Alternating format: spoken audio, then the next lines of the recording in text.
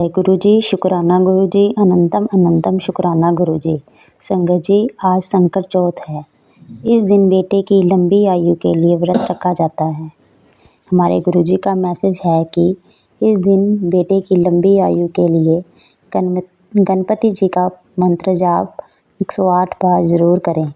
अगर आप किसी कारण नहीं कर सकते, नहीं बोल सकते, तो आप इस मंत्र को सुन भी सकते हैं।